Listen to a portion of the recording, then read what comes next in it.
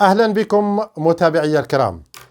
اليوم غنتحدثوا على الحادث اللي وقع في مدينة أتمارة للقائد أو قائد الملحقة السابعة بمدينة أتمارة مع السيدة. أن كلنا شاهدنا الفيديو، ولكن لابد أن أشير لشيء مهم أولا قبل الإسهاب في الحديث عن القضية. الأمر الآن بيد القضاء. القضاء سيقول كلمته. نحن هنا لسنا بصدد إصدار حكم على أي أحد، ولسنا بصدد الانحياز لأي أحد، ولسنا بصدد إدانة أي أحد ولا تبرئة أي أحد، ولكن سنناقش أحداث أو حدث وقع في بلادنا وما كان ينبغي له أن يحدث أبدا. والأمر يدخل في إطار ربما أن نستعد من أجل أن لا تقع أمور مثل ما وقع في المستقبل، لأنه صراحة شيء يسيء إلى بلدنا. نعم، يسيء إلى بلدنا. الأمر يتعلق برجل سلطة يتعرض للضرب بطريقة مهينة، أقول حسب ما ظهر أو ما شاهدنا في مقطع الفيديو، لأن لتلك اللقطة ما قبلها الذي لم نراه، ولها ما بعدها الذي لا يمكن لم نراه أيضا. ولكن لا بد من أن نتحدث ونناقش الأمر بواقعية وبموضوعية. في ثقافتنا أننا نشوف امرأة كتعطي لراجل تصرفيق على وجهه، صراحة أمر مقزز، أمر غير مقبول. كما لا نقبل أن نشوف رجل كيتعدى على امرأة أو لا كيضربها كائنا من كان، أقول كائنا من كان، فما بالك برجل سلطة، رجل يمتلك حق الضبطية القضائية ويتعرض بهذا الشكل. بماذا أصف؟ المهم كما قلنا القضاء هو من له الحق في أن يدين أو يبرئ، ولكن أمر صراحة كان مقزز. الأمر الخطير الذي أريد أن أشير له هو هيبة الدولة. نعم، ينبغي ألا تتعرض هيبة الدولة للخطر. أعيدها وأكررها، ينبغي ألا نعرض هيبة الدولة للخطر، لأنه اليوم مرأة كتضرب قايد، وغدا يقدر مجرم لأنه شاف واحد الحدث، مرأة ضربات قايد، دوزات واحد الفترة خرجات، يعني لم يقع أي شيء أو لم حسب القاضي وما سيحكم به وفقا للقانون، يعني غنولوا في واحد الدوامة ديال اللا أمن. ينبغي ألا تتعرض هيبة الدولة للخطر. أن كلنا كنشوفوا الولايات المتحدة الأمريكية، كنا كتشوفوا أمريكا، والحمد لله وسائل التواصل الاجتماعي الآن يعني تنقل كل شيء من أي مكان ومن كل مكان. وكنشوفوا لما يوقفك الشرطة الأمريكية لما تريد إيقاف أي أحد توقفه بطريقة عنيفة جدا، ولا يستطيع أن يعارض، رغم أن الولايات المتحدة من أعرق الديمقراطيات في العالم. ولكن الأمر يتعلق بهيبة الدولة الأمريكية. نحن هنا مع القانون، مع تطبيق القانون، مع احترام القانون، لا من المواطنين ولا من أعوان الدولة ولا من موظفي الدولة. الكل ملزم بتطبيق القانون، وإلا سيصبح تحت طائلة القانون.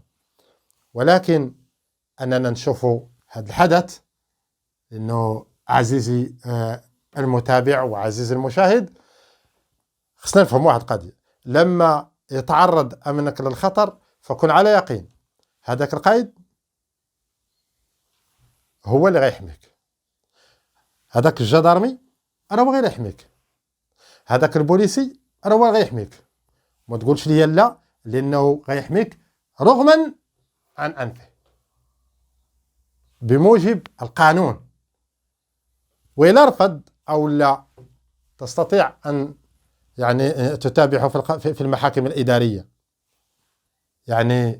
الأمر واضح وضوح الشمس. لا بد من احترام هيبة الدولة، لا بد من احترام هيبة الدولة.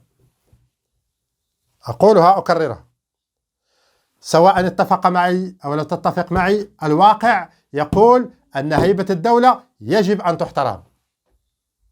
أنها تجي امرأة وتضرب قائد، هذا أمر غير مقبول نهائيا مهما كانت الدوافع. والقانون أعطاك الحق في الشكايات. كاين الناس كبر من هذاك القائد، كاين الناس فوق هذاك القائد، كاين الباشا، كاين العامل، كاين الوالي، كاين الإعلام، كاين الإعلام، نعم كاين الإعلام، كاين القضاء. والقضاء الإداري في المغرب من أشرف القضاء في منطقة إفريقيا والشرق الأوسط على الإطلاق. أغلبية من يلجؤون إلى المحاكم الإدارية يتم إنصافهم، نعم يتم إنصافهم. ولكن أنك تشد ما نقولوا شرع يديك ولا تشد حقك بيديك، لأن الحق كاينة دولة هي اللي كتمثل، هي اللي ضامنة الحق، وهي اللي ضامنة لأمنك واستقرارك وحقك، فالجأ إلى الدولة. أنا لا أبرر، جميع الأحوال، لا السلطة ولا المواطنين، فينا في كل لا بد أن تجد الصالح وغير الصالح، من يلتزم بالقانون ومن لا يلتزم بالقانون، من يحترم القانون ومن لا يحترم القانون.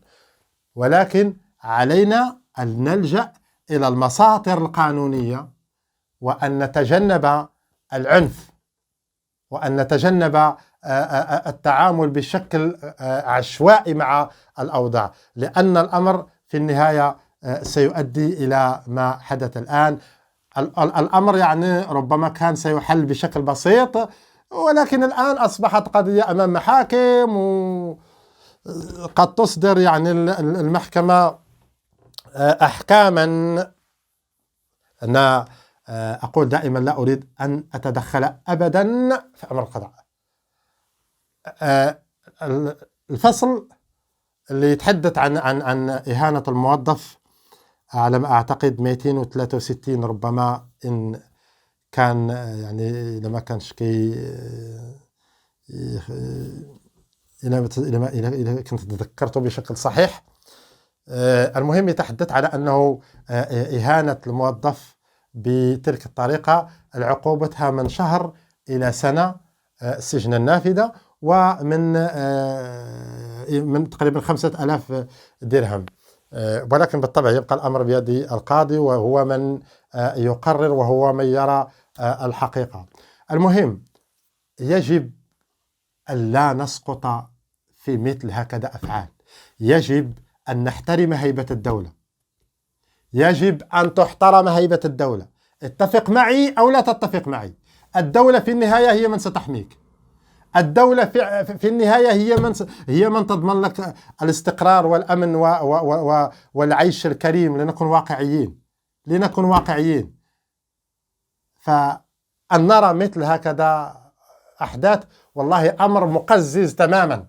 نعم أمر مقزز، حتى أخلاقيا، حتى أخلاقيا غير مقبول، والله غير مقبول وحرام يعني. ما المهم على كل حال